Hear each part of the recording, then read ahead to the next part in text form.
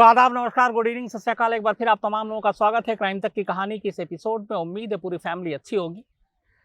आज कहानी के आखिर में कुछ अलग अलग जो केसेस आपको हाल में सुनाए उसके अपडेट भी दूंगा, चाहे वो एंटीलिया का मामला हो, चाहे वो मनसुख हिरेन केस में क्या हुआ अभी तक उसका मामला हो, इसके अलावा विष्णु तिवारी के मामले में क्या हुआ, और भी कई लोगों ने आप में कहा था इनके बारे में बताने के लिए, तो आखिर में अपडेट।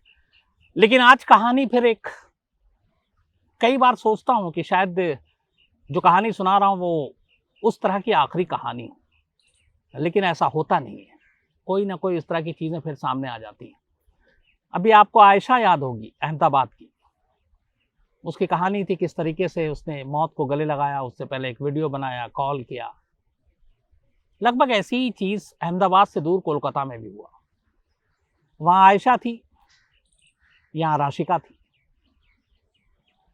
बट इन दोनों कहानियों को समझने के बाद एक चीज समझ में आ गई, और वो ये कि पैसे का लालच या दहेज जैसी चीजें सिर्फ उन लोगों के लिए नहीं है जो गरीब होते हैं, जिन्हें पैसे का लालच हो, पैसे की जरूरत हो। करोड़पति, अरबपति, चाहे कितने पैसे वाले धनवान लोग हों, लालच उनके अंदर भी है, दहेज की भूख उनके अंदर भी है। वरना आप सोचिए, जिसके पास करोड़ों अरबों रुपए है वो क्यों दहेज के लिए मरा जा रहा हो? जिसके पास अरबों रुपए है वो क्यों दहेज मांगे? आयशा के साथ जो कुछ हुआ उसमें बात शुरू में 1.5 लाख रुपए की थी, मांगी गई। आयशा के पिता वालिद जो हैं बहुत गरीब थे, एक टेलर दर्जी। उन्होंने किसी तरह से अपनी बेटी की खुशी के लिए वो सारे पैसे दिए, लेकिन मांग बढ़ती गई और इसी मांग की बलि चढ़ गई आयशा, जिसने मौत को गले लगा लिया और इस दुनिया से चली गई, ये कहते हुए कि अब वो दोबारा ना इंसान की शक्ल में पैदा होना चाहती है, न इंसानों के बीच में रहना चाहती है।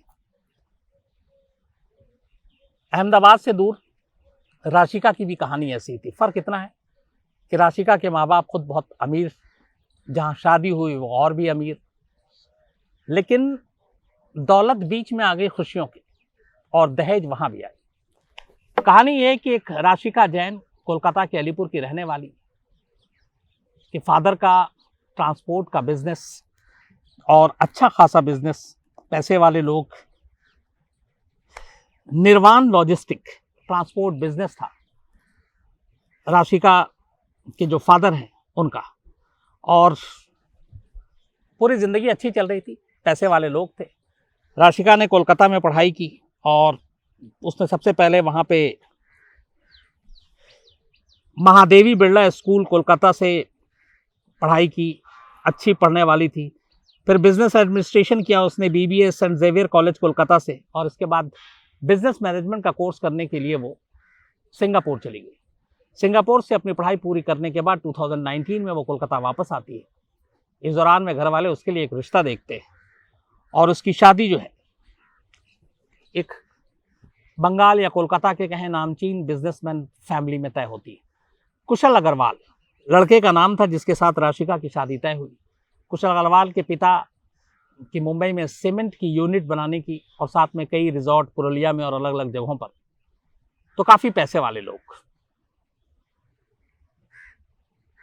रिश्ते की बातचीत तय होती है, इसके बाद दोनों की शादी कर दी जाती है। शादी होती है 9 फरवरी 9 फेब 2020 को। जिस तरह से आयशा की जब शादी हुई थी तब दहेज की मांग नहीं की गई थी, यहाँ पे भी कहानी लगभग वैसी है। तब दहेज की कोई मांग नहीं की गई थी, लेकिन दूसरे तरीके से एक फरमाइश की गई थी, अलग अलग। और वो फरमाइश क्या थी वो आप सुनिए। जब शादी तय हुई तो कुशल अग्रवाल के पिता ने यह कहा कि उनकी कुछ शर्तें हैं शादी के लिए, और शादी की शर्तें ये हैं कि जो शादी होगी वो उनकी बताई हुई जगह पे, अलग अलग जगह पे होगी, जो सारे फंक्शन और सेरेमनी होती है शादी की। अब उसके बाद जिस तरीके से ये सारी चीजें हुई उसमें यह था कि शादी होगी उम्मेद भवन पैलेस में, जोधपुर में उम्मेद भवन पैलेस काफी आलीशान। जितने बड़े बड़े सेलिब्रिटी और बाकी लोग होते हैं, फिल्म स्टार इंडस्ट्री के या कई बाहर की भी दिग्गज सेलिब्रिटी, उनकी भी शादी वो एक होता है डेस्टिनेशन मैरिज। तो जोधपुर जो है, जोधपुर के अंदर उम्मेद भवन पैलेस, यहाँ पे वो लोग शादी करने के लिए आते हैं। बहुत ही खूबसूरत जगह है ये। तो कुशल अग्रवाल के फैमिली और कुशल अग्रवाल की शर्त ये थी कि शादी जो होगी वो उम्मेद भवन पैलेस जोधपुर में होगी, ये पहली शर्त। दूसरी, जो संगीत समारोह होगा, संगीत नाइट, वो आईटीसी वेलकम होटल जोधपुर में। तो मेन शादी का कार्यक्रम उम्मेद भवन पैलेस में, संगीत समारोह आईटीसी वेलकम होटल जोधपुर में। इसके अलावा एक सफारी खिमसार सैंड ड्यून्स रिजॉर्ट में, यह खिमसार में है। और चौथी, जो तिलक सेरेमनी होगी वो महेंद्रगढ़ फोर्ट जोधपुर में, ये भी अपने आप में आलीशान और बहुत महंगा है। तो उम्मेद भवन पैलेस में शादी, आईटीसी वेलकम में संगीत, सफारी खिमसर जो रिजॉर्ट है वहां पे एक और फंक्शन, और तिलक की सेरेमनी जो है महेंद्रगढ़ फोर्ट पे। अब ये सारी शर्तें मान ली राशिका के घर वालों ने, और इसी हिसाब से ये सारी चीजें हुई। संगीत भी वही हुई, शादी उम्मेद भवन पैलेस में हुई, सब कुछ हुआ। अब कुशल अग्रवाल के फैमिली को लगा कि पैसे काफी हैं इन लोगों के पास। इसके बाद उन्होंने फिर दहेज की बात रख दी, और दहेज के तौर पर 7 करोड़ रुपए मांगे। बेटी, चूंकि राशिका के फादर की एक बेटी और एक बेटा है, बेटा जो है वो छोटा है, राशिका बड़ी थी, और पैसे ऊपर वाले ने दिए थे। उन्होंने कहा कोई बात नहीं, मेरी बेटी की खुशी की बात है। तो वो इस डेस्टिनेशन मैरिज की जो शर्तें थी वो तो मान ही गए, 7 करोड़ रुपए भी खुशी खुशी देने के लिए तैयार हो गए। और ये 7 करोड़ रुपए उन्होंने अलग अलग फेज में दिए शादी से पहले। और कब कब दिया इन्होंने? जो रोका सेरेमनी हुआ 8 नवंबर को, 8 नवंबर को उन्होंने पहली किस्त दी 2019 में रोका सेरेमनी में। रिंग सेरेमनी जो 14 दिसंबर को हुआ, 14 दिसंबर को, उसमें अगली किस्त दी। इसके अलावा जो मैरिज 9 फरवरी 2020 को हुई, उसमें इन्होंने आखिरी किस्त दी। तो रोका सेरेमनी, रिंग सेरेमनी और शादी, इन 3 ओकेजन पे 7 करोड़ रुपए इन्होंने दे दिए। 7 करोड़ रुपए ये, प्लस उम्मेद भवन पैलेस में, महेंद्रगढ़ फोर्ट में, आईटीसी में फंक्शन, ये सारी अलग अलग। तो कुल मिलाकर जो उनका अपना वो है, करीब इस शादी पे 10 करोड़ रुपए खर्च हो गए। इसके अलावा जेवर और बाकी चीजें जो एक अपनी बेटी को उन्होंने दिया, वो सब अभी अलग की बातें। तो शादी, दहेज, ये सब मिलाकर 10 करोड़ रुपए। 10 करोड़ रुपए कोई छोटी रकम नहीं होती है। लेकिन ठीक है, माँ बाप को लगा कि इकलौती बेटी है, पैसे थे, उन्होंने दिए। इसके बाद अब उन्हें लगा उनकी बेटी की जिंदगी अच्छे से गुजरेगी, ससुराल वाले भी अमीर लोग, अच्छे लोग हैं। लेकिन ऐसा होता नहीं है। 9 फरवरी 2020 को शादी होती है, और शादी को अभी 1 महीना भी नहीं हुआ था, बल्कि 1 साल, सॉरी, 5 जनवरी 2021, मतलब करीब 2 महीने पहले, राशिका एक दिन अचानक अपने घर लौट आती है अलीपुर, कोलकाता में, और माँ बाप से कहती है कि वो अब कभी अपने ससुराल नहीं जाएगी। माँ बाप परेशान हो जाते हैं, ऐसा क्यों? वो कहती है उसे बड़ा टॉर्चर करते हैं, मारते पीटते हैं। फिर उसने बताया कि एक दिन उसके पति कुशल अग्रवाल ने उसको इस तरह से मारा उसके चेहरे पे कि 3 दिन तक उसे कुछ दिखाई नहीं दे रहा था। उन्होंने एक आई सर्जन का नाम बताया, उसके पास गए, फिर लेकर उसको दिखाया।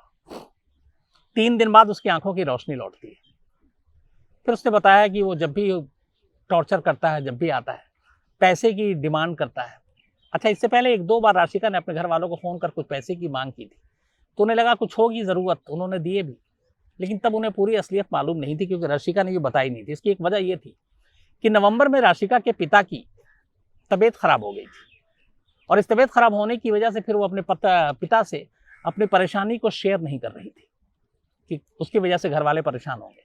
लेकिन 5 जनवरी 2021 को जब वो घर आई, तब उसने सारी कहानी बताई और ये शर्त और ये जिद की कि अब मैं कभी अपने ससुराल नहीं जाऊंगी। माँ बाप बड़े परेशान हो गए, उन्हें पता नहीं था उनकी बेटी के साथ इतना जुल्म हो रहा है। फिर उसने बताया कि उसका पति जो है वो ड्रिंक करता है, ड्रग्स भी लेता है, और नशे में हमेशा मारता है, पैसे की मांग करता है। ये सारी चीजें घर वालों को परेशान कर रही थी, और बेटी की खुशी के लिए फिर उन्होंने समझाया कि ठीक है, मत जाओ। 5 जनवरी को राशिका अपने घर लौटी थी 2021 में, और इसके बाद उसने एक जिद पकड़ ली थी, क्या वो अपने ससुराल नहीं जाएगी और यहीं रहेगी। ये बात माँ बाप को बड़ी अजीब लगी, राशिका की माँ को भी, राशिका के पिता को भी। वो बेटी को समझाते रहे, फिर उन्होंने हालात पर छोड़ दिया कि चलो, हो सकता है कि कुछ दिन के बाद सब कुछ ठीक हो जाए। वक्त बीतता रहा, लगभग 1 महीना बीत गया। 1 महीने के बाद राशिका के ससुर नरेश अग्रवाल का फोन आता है राशिका के पिता के पास, महेंद्र जैन के पास, और वो कहते हैं कि जो भी इस पति पत्नी के बीच में हो रहा है, इन्हें एक मौका और देना चाहिए अपनी जिंदगी को आगे बढ़ाने के लिए, तो आप राशिका को वापस भेज दीजिए। राशिका तब भी जाने को तैयार नहीं थी, लेकिन हमारे देश में अक्सर यही होता है कि शादी के बाद माँ बाप खुद सोचते हैं कि जरा सा भी समझौते की गुंजाइश हो, बेटी की शादीशुदा जिंदगी कामयाब रहे, तो उसे वापस ससुराल भेज देना चाहिए। कई बार यहाँ पे हम लोग गलती भी करते हैं कि जबरन भेज देते हैं उसकी शादीशुदा जिंदगी को कायम रखने के लिए। राशिका फिर भी जाना नहीं चाहती थी, लेकिन राशिका के ससुर के कहने पर राशिका के माँ बाप राशिका को वापस भेजने के लिए तैयार हो जाते हैं। 12 फरवरी 2021 को राशिका को वापस उसके ससुराल भेज दिया जाता है। 5 जनवरी को आई थी, लगभग 1-1.25 महीने के बाद अब वो वापस ससुराल पहुंच गई। 12 फरवरी 2021, 3 दिन बीतता है सिर्फ। 15 फरवरी को राशिका अपने घर पे एक कॉल करती है। उसके बाद वो एक मैसेज लिखती है अपने पापा को, अपनी मम्मी को और अपने भाई को। जो मैसेज था वो ये था कि मैंने यहाँ रहने की कोशिश की, लेकिन मैं इनके किए जा रहे जुल्म को अब बर्दाश्त नहीं कर सकती। बेहतर है कि मैं मर जाऊं पापा, मुझे मिस मत करना। ये लाइन था कि बेहतर है कि मैं मर जाऊं पापा, मुझे मिस मत करना। ये मैसेज 15 फरवरी को दोपहर को वो करती है, और इस मैसेज के बाद अभी माँ बाप राशिका के कुछ समझ पाते। ठीक 15 मिनट के बाद इस मैसेज के आने के राशिका की सास का फोन राशिका की माँ के पास आता है, और राशिका की सास ये बताती है राशिका की माँ को कि आपकी बेटी राशिका 3री मंजिल से नीचे गिर गई है, हम उसे हॉस्पिटल लेकर जा रहे हैं, आप फौरन पहुंचिए। खबर सुनकर बदहवास माँ बाप हॉस्पिटल की तरफ भागते हैं। एक प्राइवेट हॉस्पिटल में ले जाया गया था राशिका को। वहां जाने के बाद डॉक्टर उस वक्त उसका इलाज कर रहे थे। खून वून की ज़रूरत थी, वो सारी चीज़ें दी जा रही थी, लेकिन मल्टीपल फ्रैक्चर था, सर से लेके बॉडी के अलग अलग पार्ट्स में चोट थी, क्योंकि करीब 3री मंजिल से वो गिरी थी। पूरी रात इलाज चलता रहता है, और अगले दिन सुबह करीब 9:30 बजे राशिका को बचाया नहीं जाता, उसकी मौत हो जाती है। 17 फरवरी को राशिका का अंतिम संस्कार होता है। 17 फरवरी को ही राशिका के माँ बाप अलीपुर पुलिस स्टेशन जाते हैं और रिपोर्ट लिखाते हैं, और वो बताते हैं कि उनकी बेटी के साथ क्या क्या हुआ, वो सारे मैसेज, वो सारे कॉल, वो सारी चीज़ें। लेकिन राशिका के ससुराल वाले, उसके पति, उसके ससुर नरेश अग्रवाल, ये लोग बड़े लोग थे, नामचीन लोग थे, इंडस्ट्रियलिस्ट थे बड़े। कोलकाता पुलिस जिम्मेदारी से अपना काम शुरुआत में नहीं करती है, लेकिन फिर राशिका की मौत की खबर उसके दोस्तों, साथियों, तमाम लोगों को पता चलता है, और कोलकाता में एक सोशल मीडिया पे मुहिम शुरू हो जाती है, जस्टिस फॉर राशिका, जैसे अहमदाबाद में आयशा के लिए था। इसके बाद राशिका के माँ बाप इल्ज़ाम लगाते हैं कि कोलकाता पुलिस सही से मामले की जांच नहीं कर रही है, बड़े लोग हैं इसलिए उनसे पूछताछ तक नहीं कर रही है।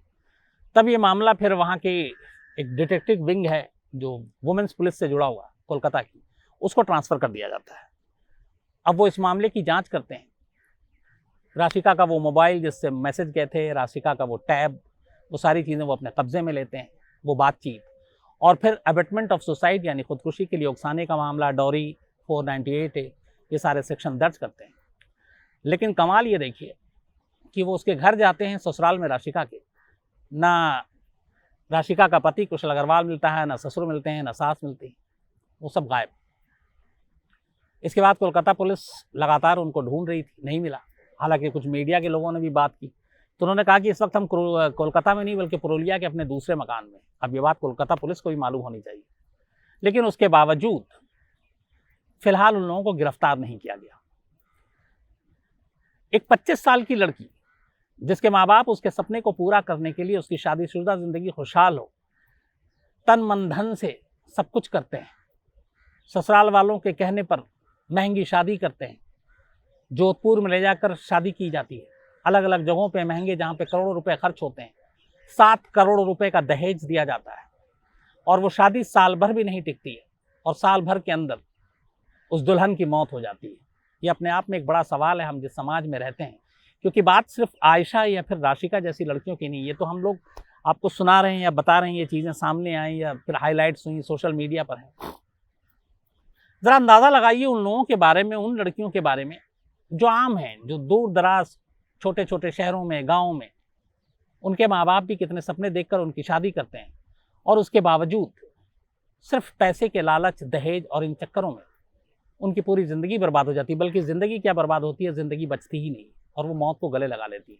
हालांकि मैं बार बार कहता हूँ, खुदकुशी किसी भी मसले का हल नहीं है, लेकिन उसके बावजूद हमारे देश में ये एक सच है कि दहेज की बलि आज भी ली जा रही है लड़कियों की।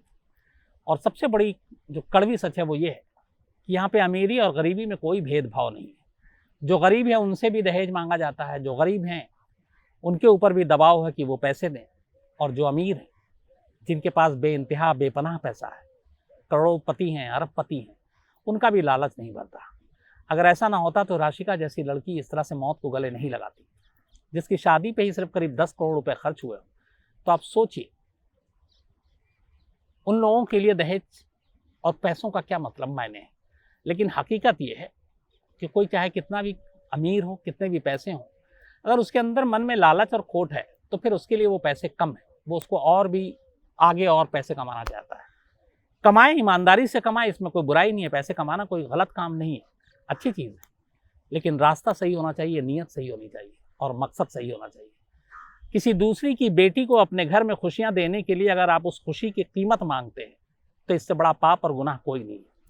लेकिन अफसोस हमारे यहाँ इसकी सज़ा बहुत कम है। इस मामले में भी और आयशा के मामले में भी अगर अबेटमेंट ऑफ सुसाइड का केस अदालत में साबित हो जाता है तो मैक्सिमम पनिशमेंट जो है वो सिर्फ 10 साल है। और मुझे नहीं लगता कि खुदकुशी के लिए उकसाने के मामले में आज तक हिंदुस्तान में, आज़ाद हिंदुस्तान में किसी को 10 साल की सज़ा दी गई है। अगर साबित भी हुआ तो वो 2, 3, 4, 5 साल, 6 साल बाहर। मैक्सिमम जो अधिकतम सज़ा है शायद ही किसी को ये सज़ा मिली हो। तो मुझे उम्मीद नहीं है कि इन केसों में भी ऐसा कुछ होगा, क्योंकि जब आप लोअर कोर्ट से हाई कोर्ट से सुप्रीम कोर्ट जाते हैं, फिर आपकी हैसियत के हिसाब से वहाँ पे वकील, बैटरी ऑफ वकील्स होते हैं, बड़े बड़े धुरंधर लॉयर, जो छोटी छोटी चीज़ों को आपके सामने रखकर अदालत के पूरे फैसले को भी बदल सकते हैं। और शायद यही वजह है कि ऐसे मामलों में इतनी सज़ा कड़ी होती नहीं है। और एक ज़िंदगी की कीमत 5, 6, 7, 10 साल, क्योंकि मेरी नज़र में दहेज के लिए हुई मौत ये भी किसी मर्डर और उन चीज़ों से कम नहीं है। बेशक राशिका ने जान अपने हाथों से खुद की ली, लेकिन वजह तो उनके ससुराल वाले हैं। बेशक आयशा ने जान अपने हाथों से ली, लेकिन वजह उसके भी, उसका शौहर, उसका पति, उसके ससुराल वाले। इन चीज़ों को भी सामने रखते हुए फैसला होना चाहिए। और मुझे लगता है ऐसे जुर्म जो समाज में आम है और जिसको हम लोग उस नज़र से देखते ही नहीं है कि ये हीनियस क्राइम की कैटेगरी में है, ये मर्डर है, ये रेप है, ये एक घरेलू मामला है, आपस का मामला है, दहेज का मामला है, पैसे का मामला है, मियाँ बीवी के झगड़े का मामला है, उसको कहकर इन चीज़ों में कड़ी सज़ा नहीं मिलती और ये गलत है। ऐसा होना नहीं चाहिए। तो अफसोस की बात यह है कि पिछले 1 महीने के अंदर अंदर ऐसी 2 चीज़ें हम लोगों के सामने आई। ऐसे हज़ारों या सैकड़ों, कम से कम दर्जनों केस होंगे जिसके बारे में हमने और आपको पता नहीं, जिसके बारे में हम बात नहीं करते। लेकिन हकीकत ये है कि अगर हम डेटा देखें तो करीब, उस दिन भी मैंने कहा था कि करीब हर साल हिंदुस्तान में 7,000 के करीब लड़कियां दहेज की बलि चढ़ जाती हैं, मारी जाती हैं या मर जाती हैं। तो ये आंकड़े अपने आप में खौफनाक हैं, दहलाने वाले हैं। और अब एक ये मुहिम चल रहा है राशिका को लेकर। इसमें एक बड़ा इंपॉर्टेंट सवाल था। किसी ने राशिका की माँ से पूछा कि जब राशिका 5 जनवरी को आपके घर आई और उसने कहा मैं ससुराल नहीं जाऊंगी, मेरा पति मुझे मारता है, वो लोग बहुत जुल्म करते हैं, और उसने जिद पकड़ा हुआ था, तो एक माँ होने के नाते आप अपनी बेटी को समझती हैं, तो फिर आपने 12 फरवरी को उसे जाने की इजाज़त क्यों दी उस जगह पर जिस जगह से उसे डर लगता था, जहां वो जाना नहीं चाहती? और आपने तब पुलिस का दरवाज़ा क्यों नहीं खटखटाया? जानते हैं राशिका की माँ ने क्या जवाब दिया? उनका कहना था कि हम लोग जिस सोसाइटी में रहते हैं वहाँ पे पुलिस के पास जाना और घर के इन मसलों को लेकर जाने में बड़ी अजीब सी एक बेइज्जती जैसा फील होता है। और एक होता है कि आस पड़ोस के लोग, रिश्तेदारों तक ये बात पहुँचती है कि अब देखो उसके ससुराल में उसकी बेटी के साथ ठीक नहीं हो रहा, उसके साथ मारपीट की जा रही है। तो हम अपनी इस खोखली इज्जत को बचाने के लिए खामोश हो जाते हैं और दांव पर लगा देते हैं अपनी बेटी की जिंदगी को।